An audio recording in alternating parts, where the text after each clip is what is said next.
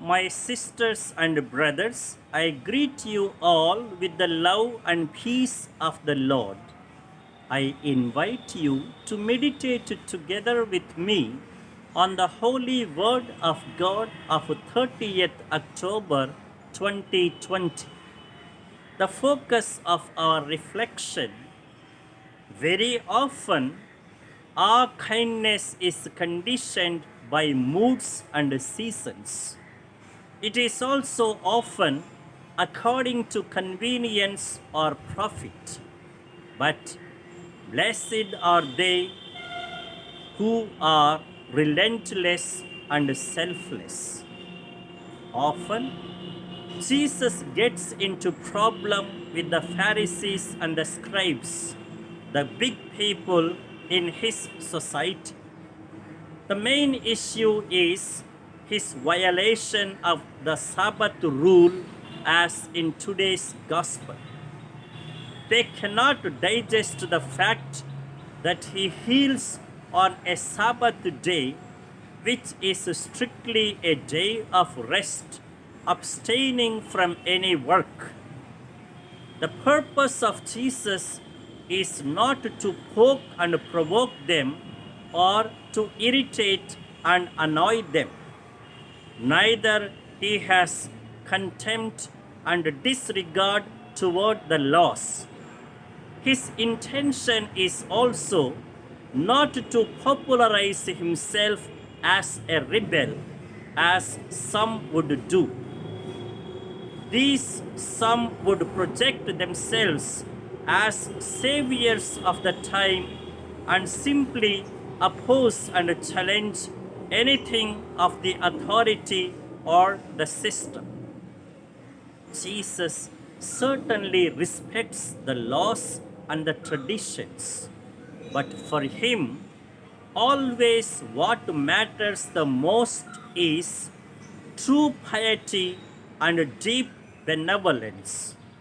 Love for God and kindness to others are the supreme laws of life.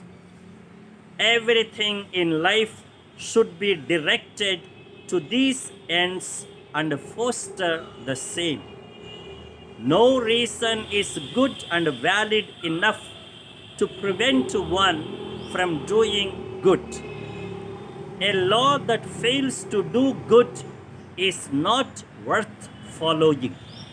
In fact, every healing is not merely an act of physical good and health.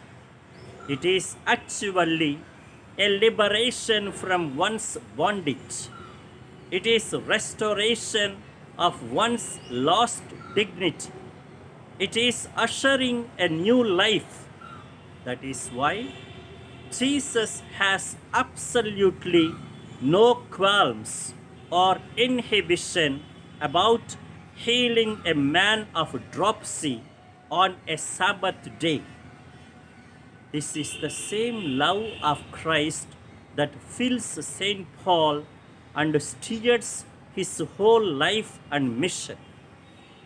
It is with this same deep, passionate, and tender love that he loves the Philippians and builds them in faith. He confesses openly, I love you dearly. He appreciates them for the depth, perseverance, and testimony. He exhorts them to continue in the same spirit with love of Christ, with deeper knowledge and clearer discernment. Thus, they shall be pure of heart and blameless in God's sight. And now, the direction and the directive for our life.